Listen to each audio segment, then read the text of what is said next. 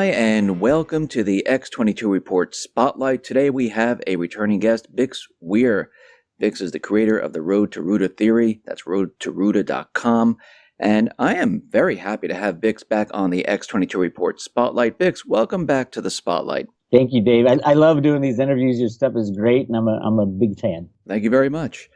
I wanted to start off with, I guess we'll just start off with the Italian referendum. And we can see that the people, once again, they spoke up and they're looking to move away from the central bankers, or I guess you call them the bad guys. And we can see so far we have the Brexit, we have the Italian referendum. They really didn't have the vote on to leave the EU yet, but we know there are other countries that are looking to do this. And one thing I see from all of this is that nothing has actually been done yet. Yes, we've had the referendums, like in the UK, but they haven't invoked Article 50 as of yet. Italy, they've taken the first step. So do you think the bankers, the central bankers, are they going to stop this from continuing? Do they have the ability to stop it? No. This truly is a revolution around the world. And, obviously the big one is the Trump winning the election, that the bankers were sure that they had rigged everything properly.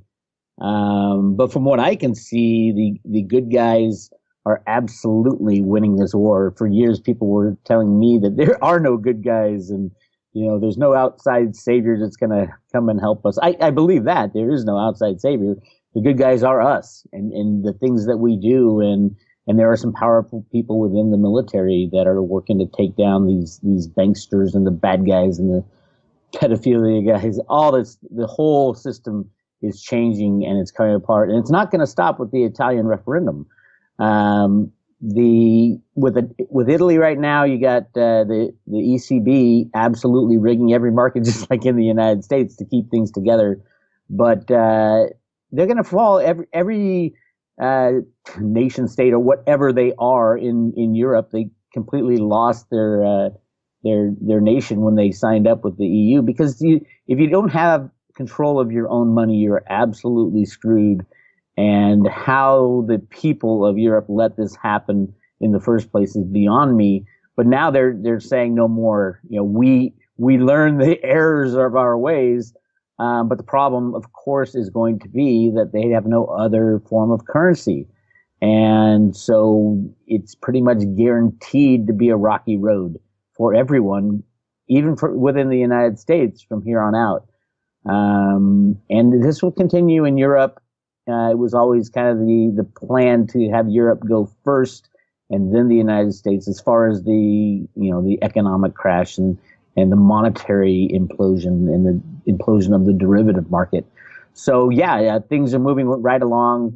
It's picking up speed, going faster and faster into the new year.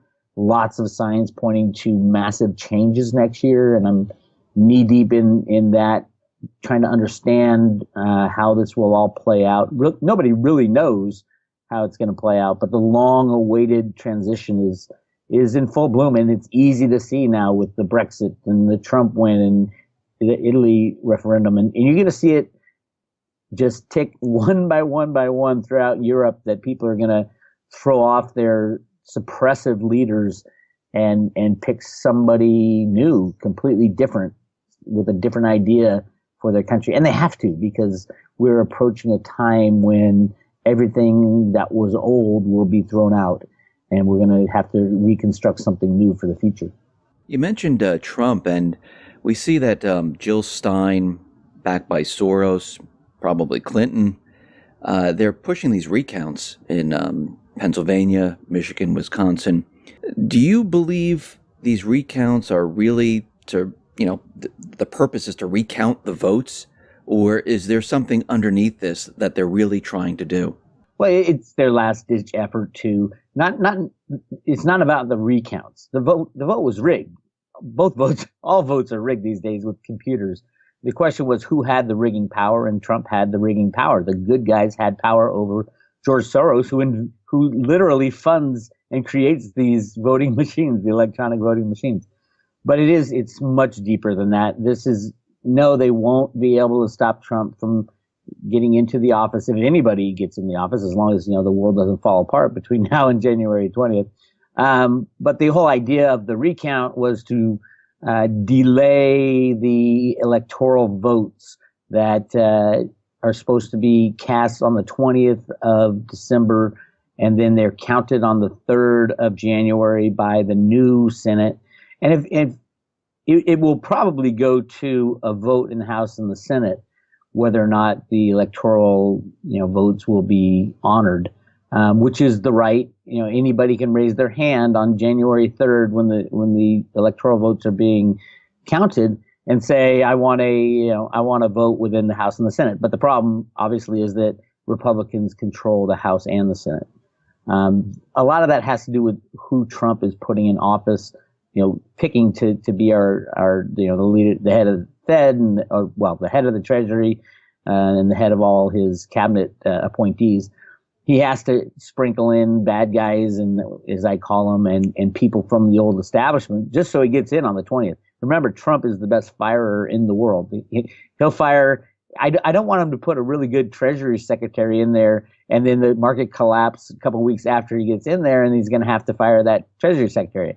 I want him to put in the biggest shill market rigging guy known to man, which is this guy Mnuchin, and then when the system falls apart, I want him to fire him, the Goldman Sachs computer rigger, and then hire someone that he wants. Probably this guy Allison is his last name, and he's a sound money guy, and most likely will say, let's go back to a gold standard and get rid of the Fed. So yeah, it's all kind of going as planned.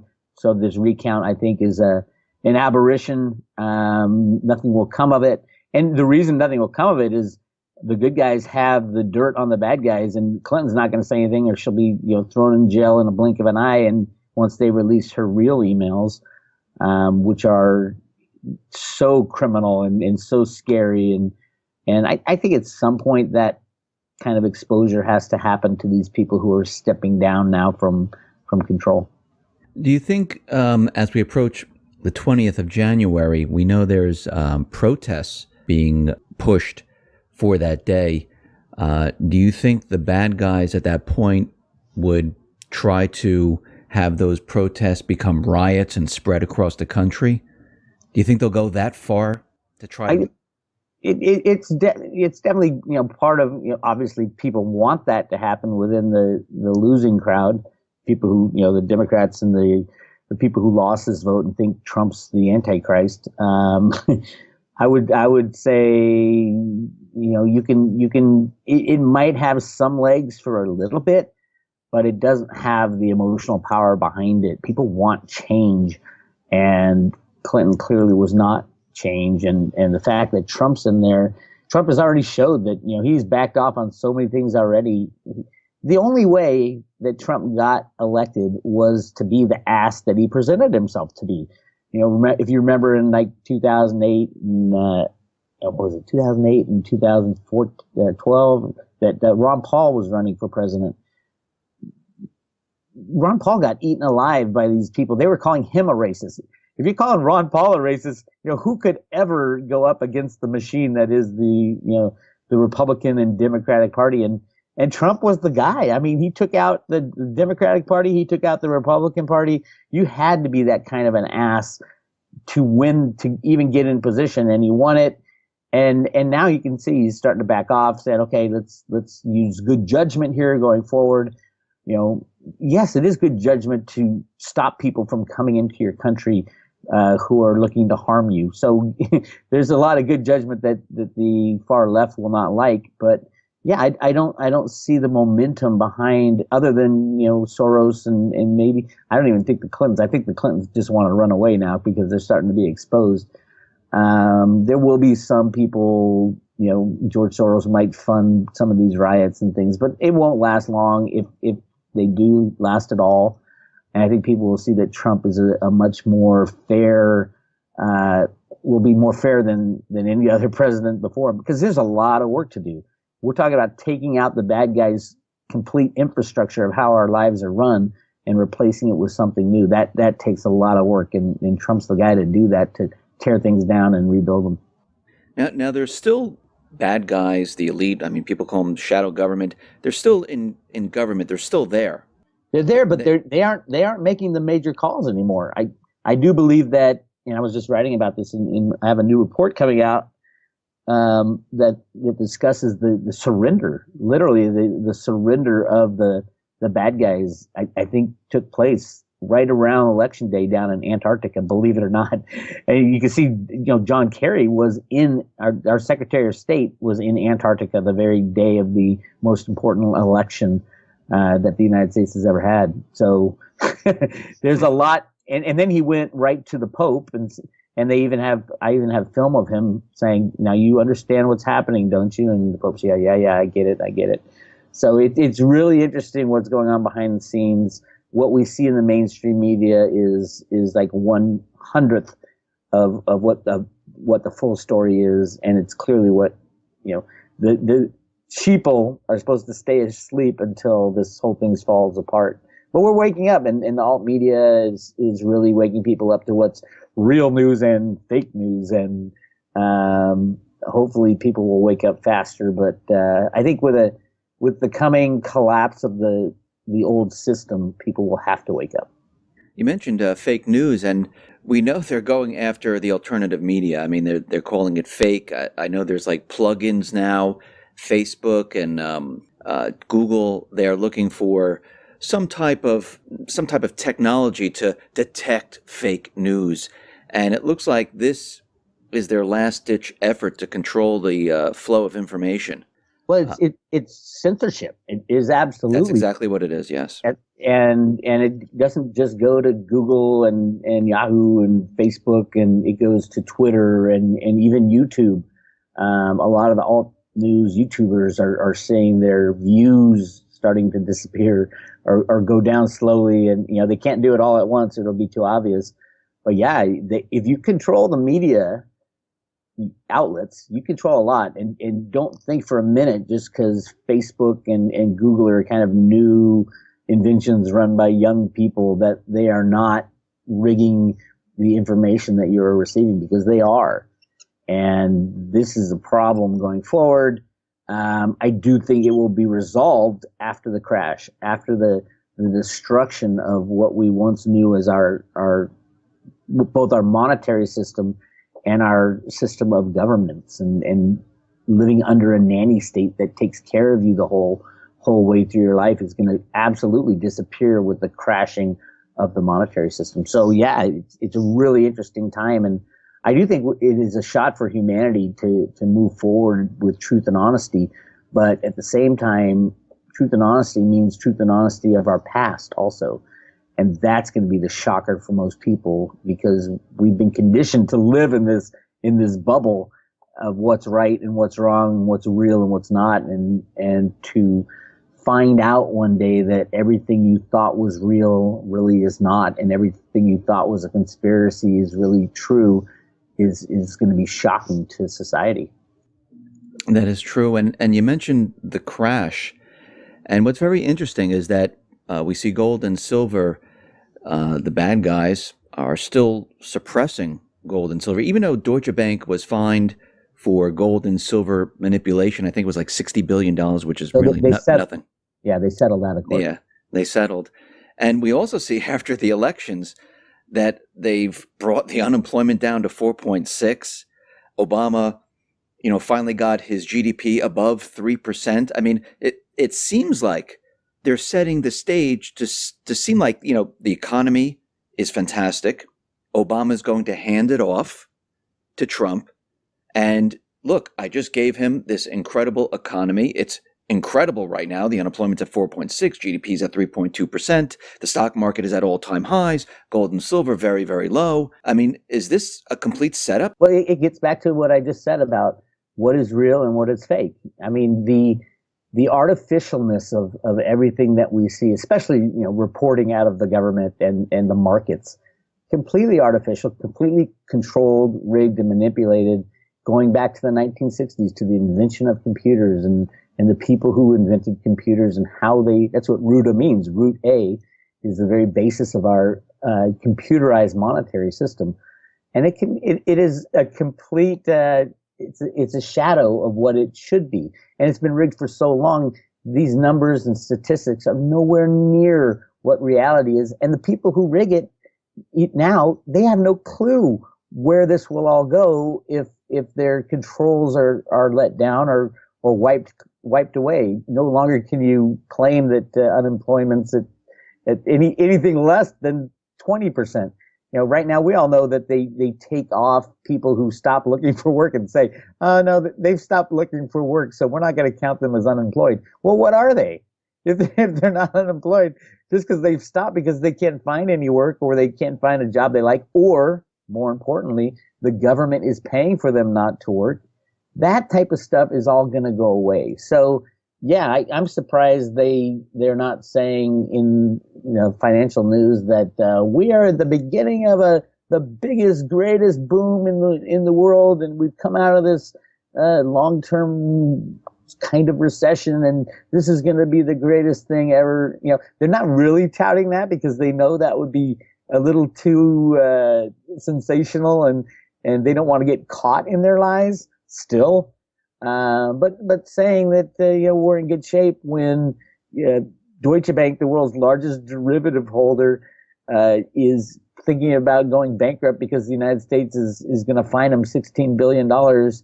Well, they hold 50 trillion in derivatives. Why is no one talking about that? Why isn't anybody talking about the Deutsche Bank sovereign bond holdings all throughout Europe? They're the largest holder of European bonds in these European countries. Italy, Spain, France, you name it in Europe, they're falling apart, and they're gonna default on their bonds, and that's gonna be really ugly for the derivative world. So yeah, everything is fiction. And once the system crashes, and it's going to crash overall, everything, as in every stock, every bond, it's the exchanges that are the problem. And they're all over rehypothecated. And if you think you own a stock in your 401k, let me tell you, you don't.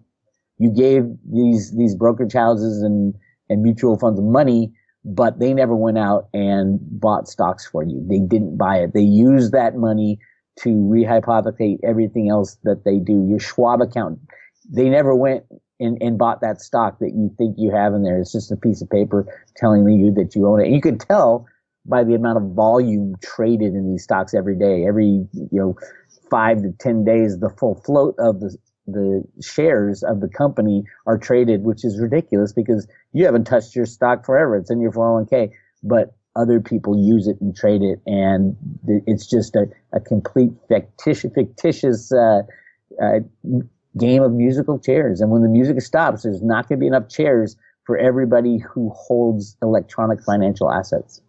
So they already have the crash planned. They already have it. They already know when they're going to do this. No, well, I mean, I think it depends who you're talking about. They are we talking the good guys or the bad guys? They've been holding it off until they get people in charge in the United States who can kind of restart things. So I think we're not going to see a crash within the United States until after Trump gets into the office on the 20th. But he's been saying for over a year that he would rather it crash before he gets into office. So yeah, I think at least the bubbles will burst. Now, I don't know if they're going to try to kind of rejigger the same system. I doubt they will. I think it will be more of you can't control the derivative bubble when it bursts. And in Europe, that's exactly what is going to happen with all these countries kind of bailing on the financial elite. The ending of the euro will destroy every unbacked fiat currency. And there's no doubt about that, including the United States. You're talking about something that has never happened in the history of humanity. The ending of a type of currency that is unbacked. It is the second largest currency, I believe, still in the world as far as acceptance. And ending that will be catastrophic, especially because of the derivative bets that are interlaid within this whole financial game. It's interesting. We're definitely at that time. And the analysis I'm doing right now of the Economist magazine cover is saying exactly that. We're at that time of the crash, and whether it happens before January 20th or within the first half of next year is questionable. But remember, the crash isn't going to be caused because the good guys or the bad guys go in and start fiddling with the markets. The crash is going to be caused when support is removed from fiddling with the markets. The markets have been fiddled with and controlled and under computer control since the 1970s. All you have to do is remove that control and everything goes down. So once that control is removed, what happens next? Is this the transition into a completely new system? That's exactly what I've been calling it, is the transition. And the transition has started. It started, well, if you look back, it started a long time ago, but it's the end of the road to Ruta, the end of the manipulation via computer controls of our system, and the replacement of with something new, something more sound. And I believe we will return to some form of gold standard. It's exactly what was foretold in the Road to Ruta documents that came out of the Fed, Boston. But it might take a few failures as far as rejiggering the system. So the IMF might come and say, "Oh, you countries, you don't know what you're doing. We have these special drawing rights that we're going to use as money going forward." Well, nobody trusts the IMF, so that will fail. And then the United States might say, "Well, we're gonna back our currency with land," or which is, how do you back a currency with land? We have land and it's backed. It's ridiculous. The big problem is that we have relied on faith for so long, and we have accepted the fiat monetary system just purely on faith. It used to be the faith and credit of the United States. Well, that's gone now.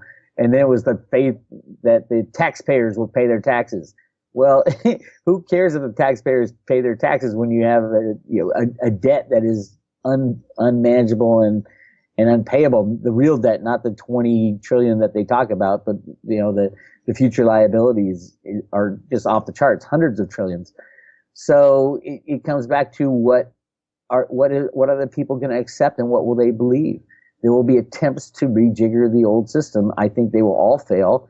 And ultimately, we'll go back to what we've always gone back to, which is gold and silver as money, physical coins as money, and physical coins in banks. If you want paper notes or electronic, great, but you better have the physical in the bank for exchange 1-to-1 with each dollar. You walk in and you get an ounce of silver. If we go back to a true definition of the dollar, that type of thing has always been what. After fiat currencies crash, it always goes back to gold and silver. I think it will again, but it might take a little time for them to rejigger the system, attempt to rejigger the system, because people are going to be really pissed off, especially the rich, that they saved their whole lives and had faith in this electronic system that we call our fiat monetary system. So what happens to the dollar and the petrodollar and the dollar as the reserve currency? Does that cease to exist? Well, the dollar. Those are kind of three different things. You have the dollar, which is defined in the what's it, the Monetary Act of 18 something, but is defined as 1 ounce, near 1 ounce of silver. It's defined in actually grains of silver. That's the definition of a dollar. And then you have the Federal Reserve note that has taken on the position of the dollar since 1913. And then you have the world's reserve currency, who's mostly electronic IOUs. And what is an electronic IOU for a U.S. dollar is another U.S. dollar. So it's kind of, you go round and round with this and say, oh my God, how did we believe that the dollar is a concept now? It's not anything tangible. It's a concept. It's a currency that we use, but it is ethereal, and it can be created out of thin air, and is created out of thin air. So, if it does go away, if we do have a derivative collapse and all fiat money is gone, basically, because of the fractional reserve nature of banking. So when money is gone, how do we restart the system? I think we go back to the constitutional U.S. dollar, which is an ounce of silver And then we need to figure out the ratio between gold and silver, because gold will be there. And there's a lot of gold hidden within the United States that I think we've been just waiting for that rainy day. And that rainy day is coming. There's something strange going on at the U.S. Mint right now with the Silver Eagle program. They stopped a month early from minting the 2016 coins. And my mole within the U.S. Mint says they're going to be releasing the 2017 coins at the beginning of January instead of the end of January. But on a bigger side, they're not going to be releasing it under allocation, which is usually what they do. They say, okay, the new year, everybody wants those new coins this year. And so they used to allocate them. And now it's going to be no allocation. So they're building inventories. And I think there is a lot of change coming to the United States. You're not even going to recognize the monetary system come the end of 2017. So what happens to everyone's savings? People have the electronic dollar in their accounts. I mean, what happens to that? Is it wiped out? Are they going to get pennies on the dollar for it? What happens when they go through this transition? Well, it depends on the reallocation of money. Anybody putting their savings, quote savings or retirement funds, any other entity that is holding those for you, your Fidelity or Schwab or Bank of America, JP Morgan, whoever it is, you are completely reliant upon the credit of that entity that stands between you and your wealth. So if Deutsche Bank goes down in Europe and JP Morgan has 10 or 20 trillion in derivatives with them, JP Morgan, and you hold your savings account or anything with JP Morgan, that credit is destroyed. So in same with Fidelity and Schwab. Remember, they don't buy those stocks for you; they rehypothecate them. So they're fractionally reserved just like everybody else, and it goes away. It will be gone. You made the mistake of putting your money with a credit that it was not sound, was not reliable. And then FDIC insurance, which is supposed to guarantee, I think it's $250,000 or something to that effect. The FDIC has no money to back up their insurance spends. I think it's 1% or 2% of FDIC, or it used to be 1 or 2% of FDIC insurance is actually held in reserve at the FDIC. And that we saw that go away with Bernie Madoff, and it goes away so fast in the crashing of the banks back in 2008. Here's the deal. They changed the law with the Dodd-Frank Act so that now the FDIC has to guarantee the derivative markets with the banks first and pay those out before any mom and pop gets their savings or checking account insurance, which basically, and that's hundreds of trillions of dollars. So basically it guarantees that there will be no bailout when the banks come begging to Congress, which they will. Just like in 2008, they begged for $700 billion. This time it'll be 20 or 30 trillion, but that there is not enough money available in the world to cover the derivative situation. And that was put in the Dodd-Frank Act for a very specific reason, to ensure that there wouldn't be a bailout this next time. So yeah, if you hold money, if somebody else holds your wealth, you will lose it. It is a guaranteed fact. You will lose it in the crash. You can beg for reallocation of new money and all that all you want, but it was your mistake to trust that these credits would survive any kind of banking collapse that's in the future. So how does gold and silver protect you? I say it, many people say it, you should have the physical gold and, keep it out of the system.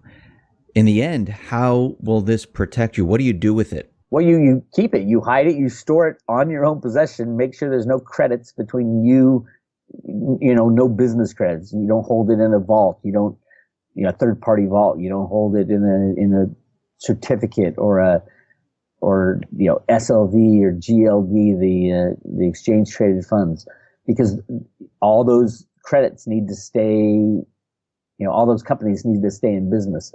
Gold and silver has always been the kind of go-to money. It's still constitutional money within the United States.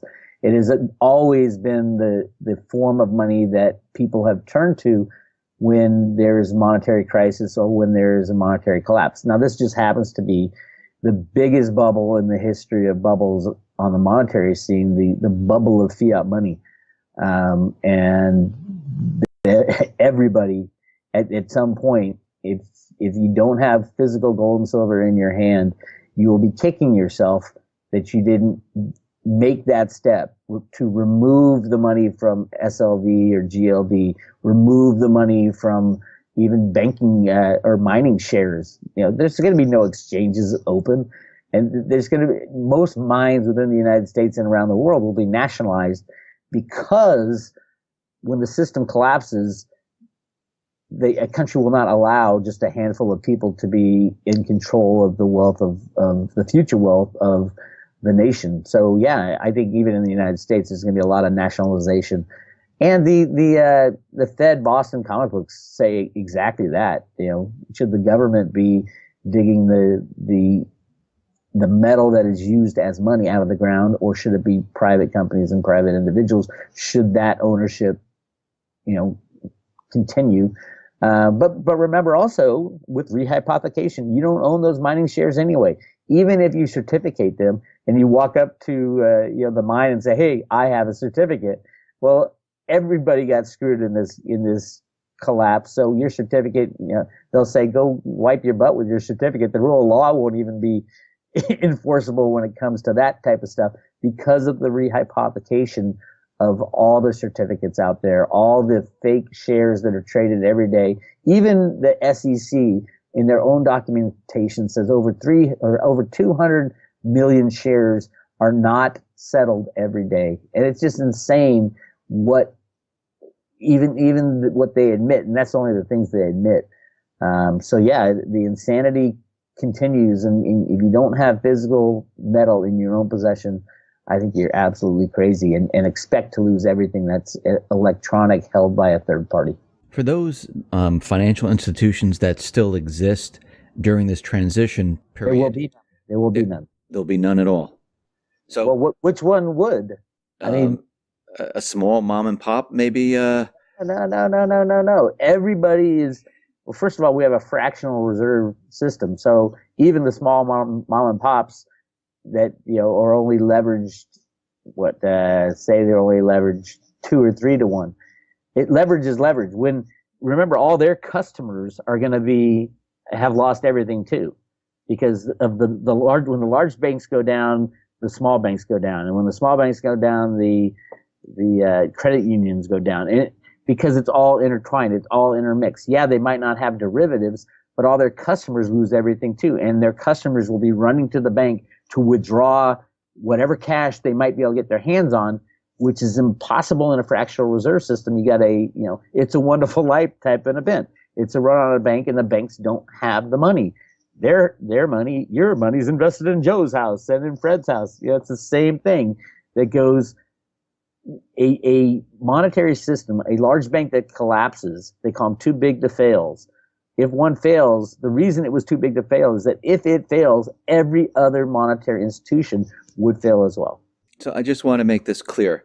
So when this happens, there'll be no place to run to get your money. Well, there will be no money to be had. I mean, people are going to run to. I mean, if I'm living in a certain town, they're going to run to their bank, right? They'll run to their bank, right? I want my money. I'm going to go to ATM. I'm going to try to get into the bank. I want my money. And the first 2 or 3% will be able to get their money out, and then all of a sudden the bank has no money, because remember, they are fractionally reserved. And they don't even hold the money truthfully anymore. That's but true. even if theoretically, if they're a conservative leverage is say 8 or 9 or 10 to 1. If they're 10 to 1 and you have 10% of your customers saying, "I want my money," they pull it out, the bank has nothing. So they have nothing to give to anybody else.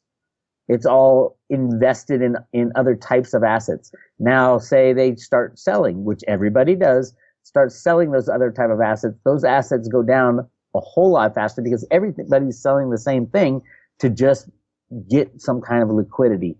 And then they just throw up their hands, shut the door, and walk away. And that's what will happen. And then you rely on your government, and your government has already said, well, we've changed the law, and it's only derivatives get paid out first, and the hundreds of trillions of dollars, we don't have those, so we go to Congress. They go to Congress, and this progression, just you can see it happened in 2008, but they gave them the bailout. This time they'll be going to Congress, say, well, we need 20 or 30 trillion, but also we're going to have to bail out we're going to have to give the FDIC a couple hundred trillion for the derivative problem, because that has to be paid out first. And Congress will say no. Congress wouldn't even be allowed to say yes to another $700 billion bailout, much less hundreds of trillions. Something so outrageous and so angering to the people, because we got screwed once again by this financial system and the banksters. There'll be a lot of anger out there. No way Congress is going to get away with another bailout. Throughout this transition, and when the system comes back online and whatever they're going to do, and people have, the paper with their account and says, okay, I have, $50,000 in the account. What do? They bring the... No. Well, yeah, no, you don't have you have $50,000 that was held by a company called Bank of America. Bank of America is insolvent. It has zero. You have zero. You have nothing.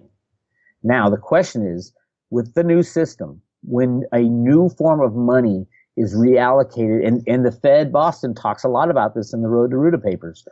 When a new form of money is reallocated, you have to have buy-in from the people. That is the hardest part, the redistribution of the monetary wealth of a nation after a crash like this. No, the rich aren't going to be able to come in and say, hey, I had $3 million. I want my $3 million. No, it's not going to happen. What's going to happen, I believe, and the Fed Boston wasn't even sure of this, is that they had a system in place, not in place, but planned, where they will allocate money according to your Social Security balances, which is really interesting, because what that would do is it wouldn't do anything for those who have large savings accounts or anything like that. Those would be gone. But what it does is that it reallocates money according to who's paid into the system the longest. Because Social Security balances, you think now Social Security is like nothing, you can't live off it. That's because they've been hyperinflating the currency. But if all other money is gone, those Social Security balances in real U.S. dollars, a monetary system backed by gold or silver, that would be a whole different thing. And so those who have put in the most work over time will get the most, and those who have put in less will get a lesser amount. I think everybody would start with like a base currency, say everybody has, $100 in gold and silver added to your account if you're a taxpayer, type of thing like that. And then we'll reallocate some money to the wealthy. And then over time, as people work harder, they'll make more money, and, the system will get up and running again.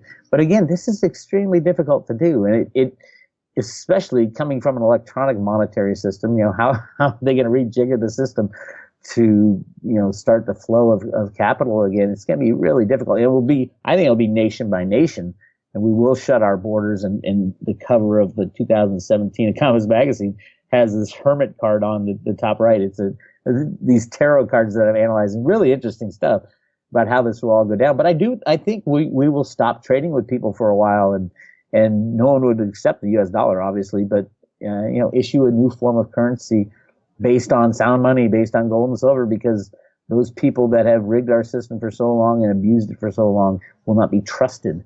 And it's all about trust when it comes to fiat money. So, yeah, there are plans, but, even the Fed says in the Road to Ruta stuff that they don't even know if the people will accept something like that. Something is kind of fair as, redistribution of money according to Social Security balances. So yeah, it's going to be tough, and there's no doubt about it. We have started the process, and between now and the next few months, it'll kick into high gear, and 2017 will be that year of transition.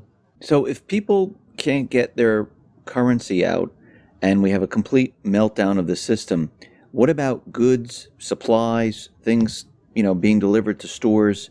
Well, that's the other problem. We have what they call a just-in-time delivery system now. It used to be there was warehouses full of stuff, and they'd send them to the stores. And when a company wanted to build their inventory, they would build warehouses. Now you order something, and the warehouses are trucks and ships that ship it all. And because of the cost of holding large amounts of inventory, it's opportunity cost, but it's also a financial cost of holding value, and that value is not out there making money. People don't have large inventories. If you look at grocery stores, they have enough for a couple days before they get their next shipment. Now, in times of emergency, it goes from a couple of days to a couple hours, to run and get stuff. But yeah, that's the problem. Is the whole commerce problem? Is that the world has changed, and will the internet even be working? It takes companies surviving and thriving and being maintained. Will the internet be working? I don't even know. I mean, there are so many issues that this is going to affect, and that's exactly where we're headed. In the time of transition, the beginning part is going to be horrific.